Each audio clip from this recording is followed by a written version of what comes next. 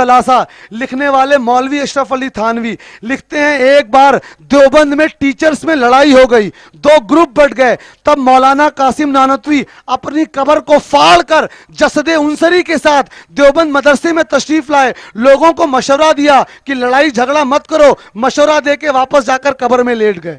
ہم پوچھتے ہیں نانوتوی صاحب کو قبر میں کس نے بتایا کہ اس دنیا میں کیا ہو رہا ہے؟ نانوتوی صاحب کو کس نے بتایا کہ دیوبند میں لڑائی ہو گئی ہے؟ قبر سے دیوبند تک کا راستہ نانوتوی صاحب کو کس نے بتایا؟ اگر یہ چیزیں کفر ہے، آپ کو پورے مجمع کے سامنے کہنا پڑے گا کہ تھانوی صاحب سے کفر ہوا ہے، یہاں پر بولنا پڑے گا۔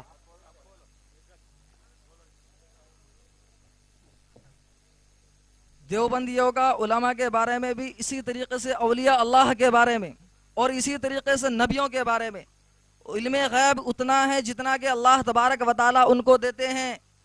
ایسا نہیں ہے جیسا کہ اللہ تبارک و تعالیٰ کا علم غیب ہے، اللہ تبارک و تعالیٰ کا علم غیب لامحدود ہے، اور اولیاء اللہ کا ہو اور یا نبیوں کا ہو، علم غیب یہاں پر جو اللہ تبارک و تعالیٰ ان کو محدود دیتا ہے لیکن اللہ تعالیٰ کا لامحدود ہے۔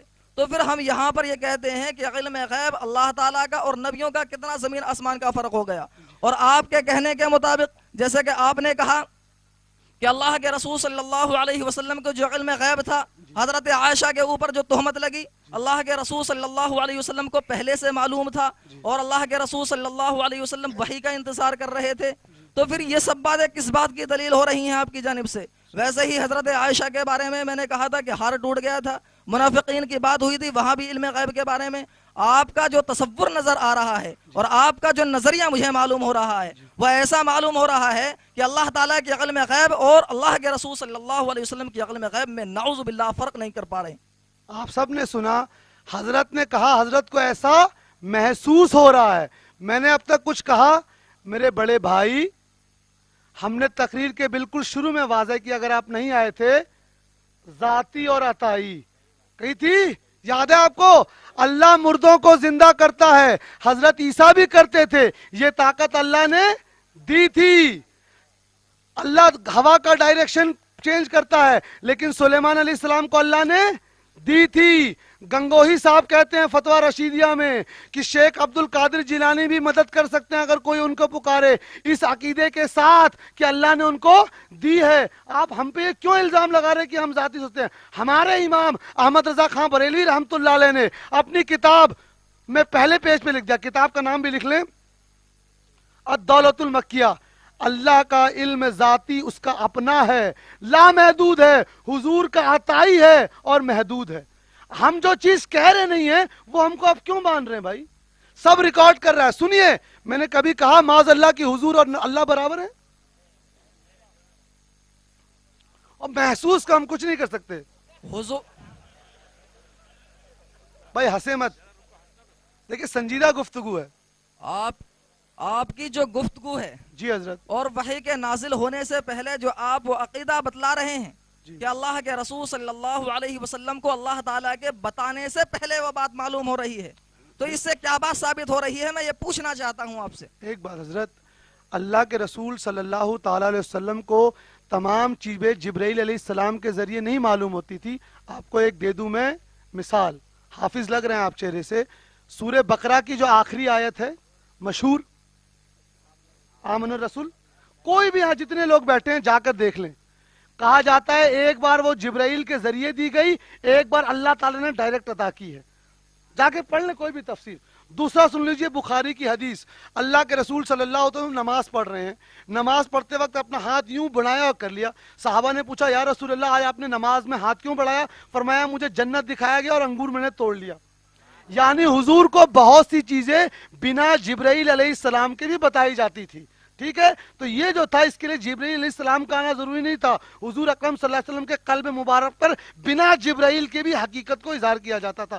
جیسے جامع ترمذی کی حدیث میں حضور فرماتے ہیں میں سویا ہوا تھا، میرے رب کا دست قدرت میرے دو شانوں کے بیچ میں آیا، مجھے تمام مشرق اور تمام مغرب کا علم دیا گیا، یہ بنا جبرائیل کے ہے۔ जब अल्लाह के रसूल सल्लल्लाहु अलैहि वसल्लम को बगैर वही के आपके कहने के मुताबिक हजरत आयशा की तोहमत के बारे में इल्म हो चुका था, तो अल्लाह के रसूल सल्लल्लाहु अलैहि वसल्लम वही का इंतजार क्यों करते रहे? अरे मैं 10 बार इसका जवाब दे चुका हूं, सुनिए। आप लोग खामोश, आप लोग खामोश। हजरत इसका जवाब मैं देखिए, लोगों को समझ में आ गया। अगर आप लोग बोलेंगे मैं चला जाऊंगा, अगर आप बोलेंगे मैं चला जाऊंगा, खत्म बात है।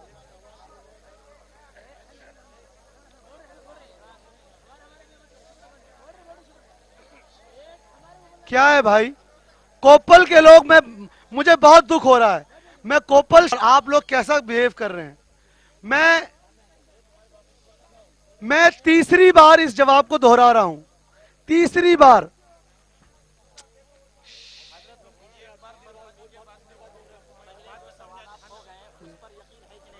भाई आप मुझे इस बात का दुख है, हर शख्स अब जो है मुबल्लिग बनेगा, हर शख्स एक दूसरे को चुप कराएगा। आप खुद चुप हो जाएं।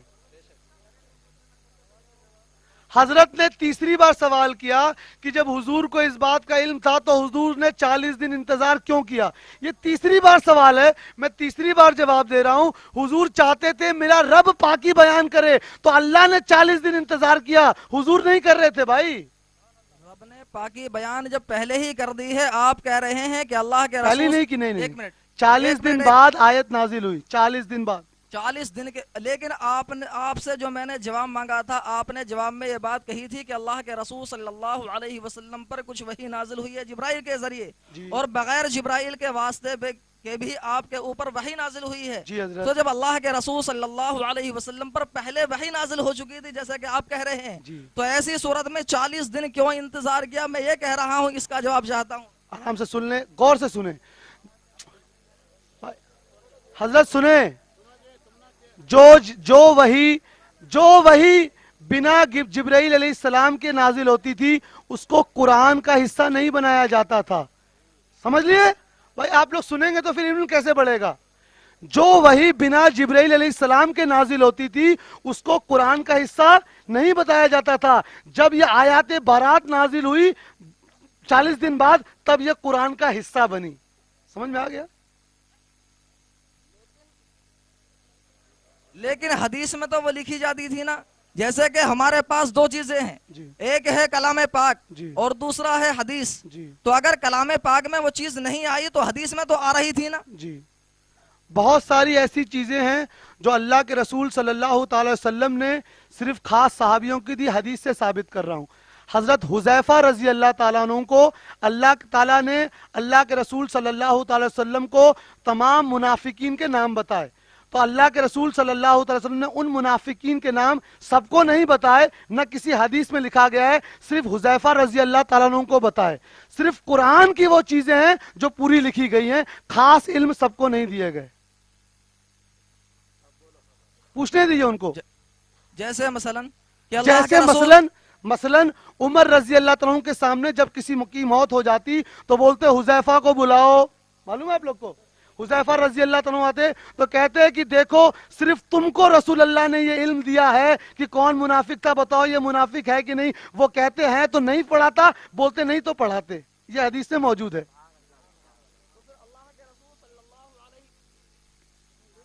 तो फिर अल्लाह के रसूल सल्लल्लाहु अलैहि वसल्लम ने फर्दन फर्दन कुछ कुछ चीजें कि कुछ हजरत अली को दे दी, कुछ हजरत उस्मान को दे दी, कुछ हजरत उमर को दे दी, अलग अलग चीजें अल्लाह के रसूल सल्लल्लाहु अलैहि वसल्लम ने दी हैं। या आप बता रहे हैं या पूछ रहे हैं? मैं पूछ रहा हूं आपसे, मैं सवाल कर रहा हूं, मैं बता नहीं रहा। नहीं, हमारे पास जो हदीस है वो सिर्फ हुजैफा रजी अल्लाह तआला अन्हु के बारे में, इसलिए हमने बताया। हमने जो आपको बताया ये हदीस मौजूद है, फतहुल बारी में देख लें कि सिर्फ हुजैफा रजी अल्लाह तआला अन्हु को मुनाफिकीन के नाम बताए गए थे। अब मैं आपसे दूसरा सवाल करना चाहता हूं। ठीक है, अब तो अभी हजरत का पहला सवाल खत्म हुआ है, अब दूसरा सवाल है।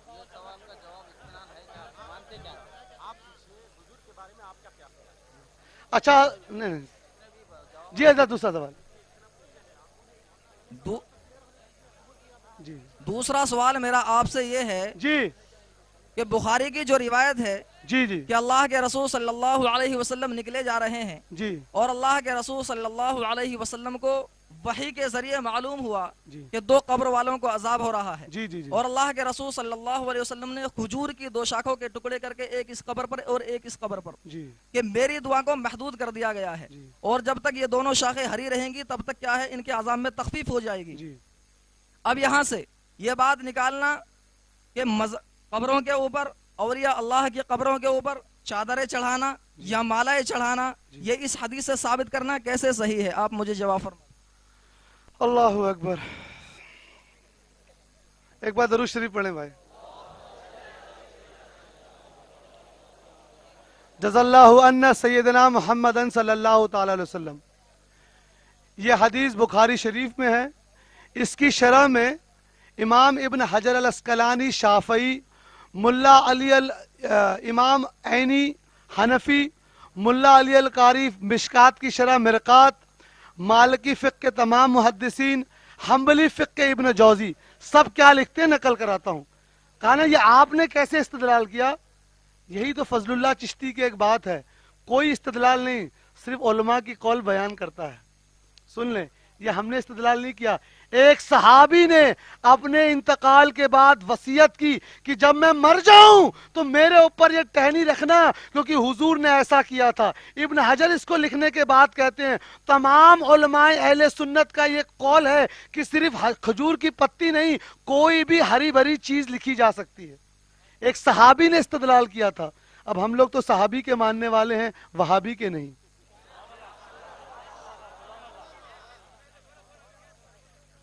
ہری بھری چیز رکھی جا سکتی ہے، کھجور کی ٹہنی ہو یا کسی اور درخت کی شاخ ہو، آپ لوگوں نے کیوں مخصوص کر لیا ہے پھولوں کو؟ بھائی ہم تو اپنے بھائی رکھ رہے ہیں، ٹھیک ہے بھائی رک رہے بھائی، نہیں آپ پوچھے بھائی، جی جی ٹھیک ٹھیک ہے بھائی۔ دیکھیے پولیس ڈپارٹمنٹ سے بھی لوگ آ گئے ہیں، حضرت کے سوال کا جواب دے دیتے ہیں کہ جب پھول بھی رکھی جا سکتے، نہیں بھائی حضرت کا سوال ہے جب کھجور کی ٹہنی رکھی جا سکتی ہے تو آپ لوگ صرف پھول کیوں رکھتے ہیں؟ ہم حضرت سے وہ کہیں گے پھول ہم اس لیے رکھتے ہیں کیونکہ پھول میں خوشبو بھی ہوتی ہے اور شریعت میں اس کی قباحت نہیں ہے، لیکن کیا کل سے آپ پیڑ پودے رکھنا شروع کریں گے؟ پیڑ پودے نہیں، سنت۔ ارے بھائی جو بھی ہری بھری چیز، ٹہنی پتی، دیکھیے اگر آپ حنفی فقہ، آپ نے تھانوی صاحب کے نام کے آگے رحمت اللہ لگایا، یعنی آپ حنفی فقہ کے ہیں نا، آپ حنفی فقہ در المحتار دیکھ لیجئے، ہدایہ دیکھ لیجئے، فتوی عالمگیری دیکھ لیجئے، بحر الرائق دیکھ لیجئے، المبسوط دیکھ لیجئے، سب میں لکھا ہے کہ کوئی بھی ہری بھری چیز قید نہیں ہے کہ وہ ڈالی ہو۔ اب آپ یہ سب کے سامنے بول دیجئے کہ میں حنفی فقہ کو نہیں مانتا ہوں تو اہل حدیث ہوں، تو دوسرا حوالہ دوں؟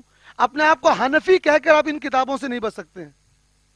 اللہ کے رسول صلی اللہ علیہ وسلم نے جو وہاں پر 2 شاخیں ڈالی تھیں، جی تو اللہ کے رسول صلی اللہ علیہ وسلم کو وہاں پر وحی کے ذریعے معلوم ہوا تھا کہ ان کے عذاب میں تخفیف ہو جائے گی، جی لیکن ہم لوگوں کو تو وحی کے ذریعے رک جاؤں میں، یہ کہاں لکھا ہے کہ ان کو وحی کے ذریعے معلوم تھا کہ تخفیف ہو جائے گی؟ بس اتنا بتا دیے سب کو۔ اللہ کے رسول صلی اللہ علیہ وسلم نے دعا کی، کیا یہ دعا کی تھی کہ اللہ، بھائی دیکھیے ابھی جھوٹ پکڑا جائے گا، آپ لوگ خاموش ہیں، بس دیکھیے کیسے جھوٹ پکڑا جاتا ہے۔ جی حضرت، ہاں آپ یہ بتائیے کہ حضور کو نے دعا کی، یہ کہاں لکھا ہے؟ حضور نے دعا کی اور دعا پہ حضور کو معلوم چلا کہ یہ ہری پتی رکھنے پہ عذاب کم ہوگا، یہ مجھے بتائیے آپ۔ سب لوگ ریکارڈ کر رہا ہے بھائی۔ جی حضرت، شیخ الحدیث مفتی سعید احمد پالنپوری جی انہوں نے تفسیر کرتے ہوئے یہ بات ہم لوگوں کو بتائی اچھا، کہ اللہ کے رسول صلی اللہ علیہ وسلم جب وہاں پر نکلے جا رہے تھے جی اور اللہ کے رسول صلی اللہ علیہ وسلم کو وحی کے ذریعے معلوم ہوا جی کہ ان 2 قبر والوں کو عذاب ہو رہا ہے، جی تو 2 شاخیں اللہ، ایک کھجور کی شاخ لی اور ان کو چیرا، اور اللہ کے رسول صلی اللہ علیہ وسلم نے ایک اس قبر پر ڈالا، ایک اس قبر پر ڈالا، جی تو اللہ کے رسول صلی اللہ علیہ وسلم کی دعا محدود رکھی گئی جی کہ تمہاری دعا مستقل تو پوری نہیں ہوئی، جی لیکن آپ یہ کام کر دیجئے۔ تب اللہ کے رسول صلی اللہ علیہ وسلم نے یہ کام کیا، ان کے حوالے سے میں یہ بات بتا رہا ہوں۔ آپ سب نے سنا کسی حدیث کی کتاب کا حوالہ نہیں ہے. ان کے ایک استاد تھے, ان کی استاد کی کتاب کا حوالہ دے رہے ہیں. ہم نے ہر جواب حدیث سے دیا ہے. مفتی سعید پالن پوری ہمارے لیے کچھ نہیں ہے. آپ ابن حجر لائیے. ارے آپ کیسی بات کر رہے ہیں؟ دیکھنے سے تو آپ علم والے لکھ رہے ہیں. آپ کل کو تھانوی کی عبارت لائیں گے, گنگوئی کی. حدیث کا حوالہ لائیے صاحب. اگلا سوال کیجئے. جو وقت ہو گیا. جی ہاں,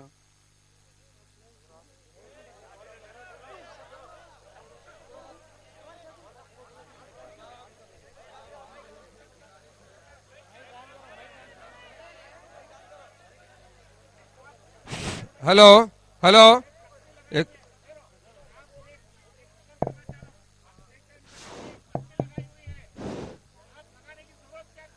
حضرات حضرات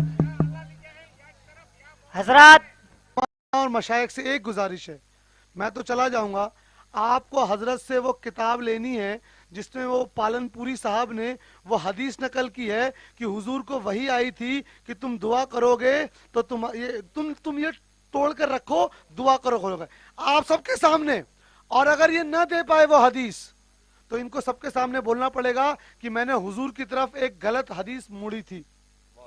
اگر نہ دیکھ پائے آپ تو آپ نے ابھی حوالہ دیا نا حضرت کی پالن پوری صاحب نے وہ حدیث نقل کی ہے کہ حضور جا رہے تھے تو حضور کو یہ وحی آئی کہ تم اس کو توڑ کر رکھ دو اور دعا کرو. پھر آپ نے کہا میں یہ پالن پوری صاحب کے حوالے سے کہہ رہا ہوں. اگر آپ پورے کوپل شہر والوں کو بول دیں یہ حدیث آپ نہ دکھا پائے تو آپ نہیں یہ لکھ کے دے دیں گے کہ پالن پوری صاحب جھوٹے اور مکار تھے. اگر نہ دکھا پائے تو بتائیے, ایک ہی سوال ہم کر رہے ہیں, دیں گے کہ نہیں؟ اگر ارے حضرت ہمارا ایک ہی سوال ہے. آپ نے ایک حدیث کا حوالہ دیا اور کہا یہ میں پالن پوری صاحب کے حوالے سے دے رہا ہوں. میری ایک چھوٹی سی گزارش, آپ نے اتنا کچھ کہا, میں نے کچھ نہیں کہا. میری ایک گزارش, آپ پورے شہر کے کسی بھی مشائخ کو پالن پوری صاحب کی اس حدیث کو اصل حدیث کی کتاب سے لا کے دکھا دیں. اگر آپ دے دیں گے تو الحمدللہ ہم آپ کے شکر گزار ہوں گے کہ آپ نے ایک حدیث میں ہمارا علم اضافہ کیا. لیکن وہ حدیث اگر نہیں ہوگی تو کیا آپ یہ مانیں گے کہ پالن پوری صاحب نے حضور کی طرف ایک جھوٹی حدیث مڑی؟ ایک چھوٹا سوال ہے, ہاں یا نا؟ پہلے بھائی ان کو بولنے دیجیے, وہ بہت خطرناک سوال ہے. اب میں ابھی یہاں پر اتر پردیش سے یہاں ہوں. اچھا میرے پاس کتابوں کا ذخیرہ کم ہے, جی جس کی بنا پر جب میں گھر جاؤں گا عید میں جی تو اس سے پہلے میں آپ کو ان کی کوئی بات آپ کے پاس تک پہنچانا مشکل ہے میرا, جی. کیونکہ جب تک میں وہاں نہیں جاتا میرا ان کی کتاب اور ان سے رابطہ نہیں ہوتا. اچھا پالن پوری صاحب کی اس کتاب کا نام بتا دیجئے, میں خرید لوں گا. پالن پوری صاحب کی کتاب کیا, میں ان کے درس میں بیٹھا ہوا تھا اور انہوں نے اس طریقے کی تشریح کی ہے جو میں نے آپ کے سامنے بتائی ہے. بس ٹھیک ہے, لے لیجئے مائک بھائی, کلیئر ہو گیا. اب آپ دیکھ رہے ہیں نا, آپ نے ابھی صرف ان کتابوں میں جعلی چیز دیکھی نا کیسے بدل رہے ہیں. اب درسگاہوں میں بھی غلط چیز بتائی جا رہی ہے. چلیے چلیے بھائی صلی اللہ علی محمد صلی اللہ علیہ وسلم.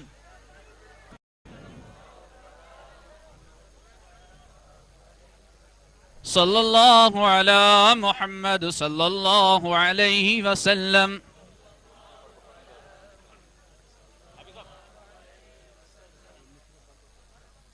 یا نبی سلام علیکہ, یا رسول سلام علیکہ, یا حبیب سلام علیکہ, صلوات اللہ علیکہ, سلام علیکہ, یا رسول سلام علیکہ, یا حبیب سلام علیکہ, صلوات اللہ علیکہ.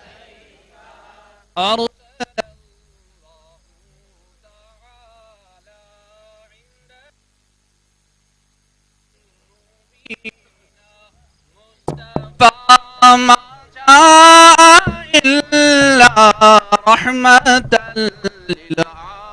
للعالمين. يا نبي سلام عليك, يا رسول سلام علیکہ یا حبیب سلام علیکہ صلوات اللہ علیکہ صبح لوں گا شام لوں گا تیرا پیار لوں گا قبر سے اٹھتے ہی آقا تیرا دامن تھام لوں گا یا نبی سلام علیکہ یا رسول سلام علیکہ یا حبیب سلام علیکہ صلوات اللہ الصلاة والسلام عليك يا رسول الله الصلاة والسلام عليك يا نور خلق الله الصلاة والسلام عليك يا قاسم رزق الله الصلاة والسلام عليك سرور کائنات فخر موجودات احمد مجتبی محمد مصطفى صلی اللہ علیہ وسلم